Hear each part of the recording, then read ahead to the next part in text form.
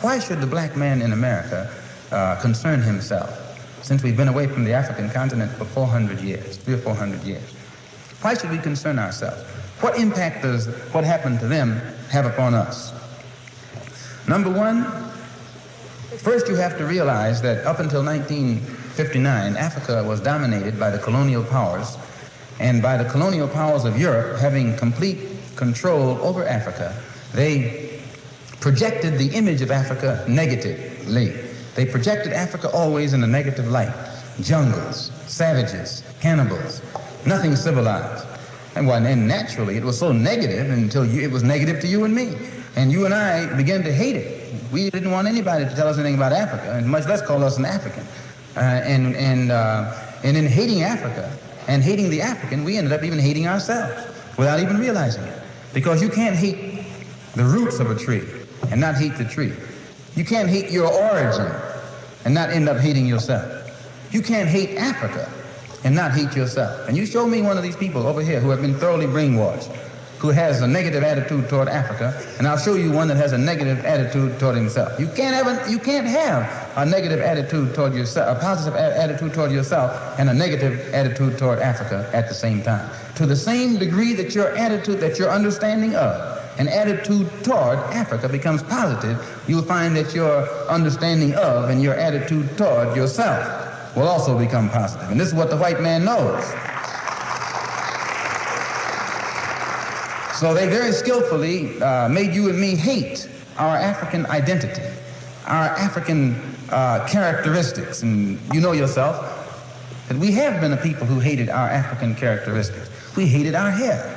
We hated the shape of our nose. We wanted one of those long dog-like noses, you know. Yeah. We hated the color of our skin. Hated the blood of Africa that was in our veins. And in hating our features and our skin and our blood, why, we had to end up hating ourselves. And we hated ourselves. Our color became to us a chain. We felt that it was holding us back.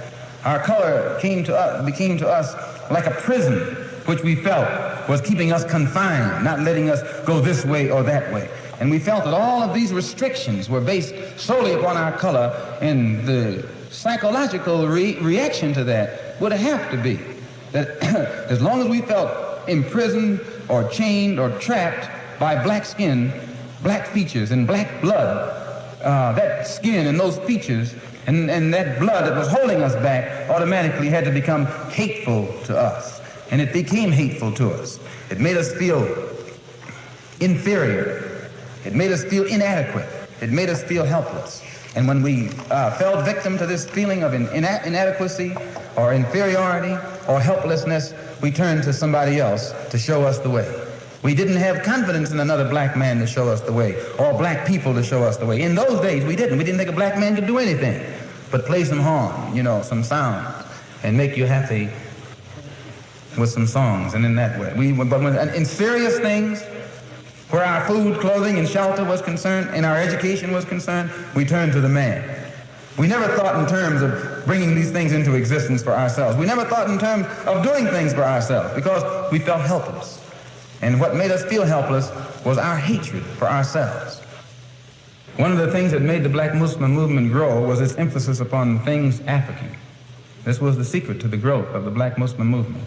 African blood, African origin, African culture, African ties. And you'd be surprised. We discovered that deep within the subconscious of the black man in this country, he's still more African than he is American.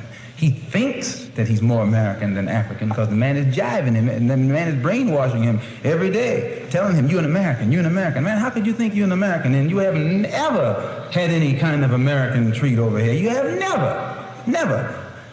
10 men can be sitting at a table eating, you know, dining. And I can come and sit down where they're dining. They're dining. I got a plate in front of me, but nothing is on it. Because all of us are sitting at the same table, are all of us diners? I'm not a diner until you let me dine. Then I become a diner. Just being at the table with others who are dining doesn't make me a diner. And this is what you got to get in your head here in this country. Just because you're in this country doesn't make you an American.